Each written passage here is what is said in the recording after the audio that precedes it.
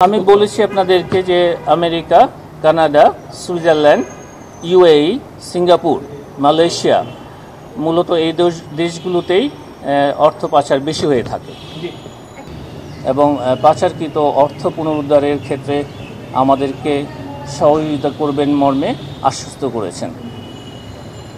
আমরা আমাদের money laundering অনুসন্ধান এবং তদন্তের ক্ষেত্রে যে প্রতিবন্ধকতাগুলো রয়েছে সেই বিষয়গুলো তুলে ধরেছি এবং যেসব দেশগুলোতে আমাদের পাচারকৃত অর্থ রয়েছে সেই সব দেশের সহযোগিতার ক্ষেত্রে তারা যেন আমাদেরকে সহযোগিতা করেন সে বিষয়ে আমরা সহযোগিতা চেয়েছি। আপনারা কি সুনির্দিষ্ট কোনো ব্যারিয়ার বলেছেন যে আমরা এই সকল বাধার সম্মুখীন হই ইউরোপীয় ইউনিয়নভুক্ত দেশগুলোতে কোনো অনুসন্ধান চালাতে গেলে, এমন কোনো স্পেসিফিক কোনো বিষয় তাদের কাছে তুলে ধরেছেন? আমরা অনুসন্ধান এবং তদন্তের ক্ষেত্রে যে প্রতিবন্ধকতাগুলো রয়েছে সেগুলো বিস্তারিতভাবে তুলে ধরেছি এবং কোন কোন দেশে মানি লন্ডারিং হয়েছে সেসব দেশের নামগুলো আমরা উল্লেখ করেছি। আমরা আশা করছি যে তাদের মাধ্যমে ইউরোপীয় ইউনিয়নভুক্ত এবং এর বাইরে যে দেশগুলো রয়েছে সেগুলো থেকে আমরা সহযোগিতা পাব।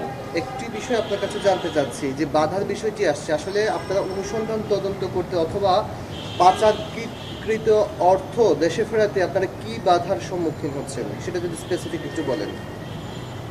দালিলিক প্রমাণাদি সংগ্রহের জন্য আমরা যে বিদেশি সংস্থাগুলো রয়েছে যেসব দেশে টাকা পাচার হয়েছে সেই সব দালিলিক প্রমাণাদির জন্য আমরা মিউচুয়াল লিগ্যাল অ্যাসিস্ট্যান্ট রিকোয়েস্ট পাঠিয়েছি এবং সেই মিউচুয়াল লিগ্যাল অ্যাসিস্ট্যান্ট রিকোয়েস্টেরগুলোর প্রেক্ষিতে আমাদের প্রত্যাশা অনুযায়ী আমরা এখনও সংশ্লিষ্ট দেশগুলো থেকে সদুত্তর পাইনি।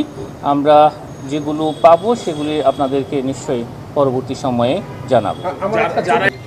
ইউরোপীয় ইউনিয়নের head of development cooperation mister Mikhail Kreza তার নেতৃত্বে 4 সদস্যের একটি টিম এসেছিল। আমরা এ পর্যন্ত 71টি MLAR পাঠিয়েছি। এর মধ্যে দুঃখজনকভাবে হলেও এটা সত্য যে আমরা কেবলমাত্র 27টি দেশ থেকে আমরা উত্তর পেয়েছি। 71টি MLAR পাঠিয়েছি বিভিন্ন দেশে, আমরা উত্তর পেয়েছি 27টা।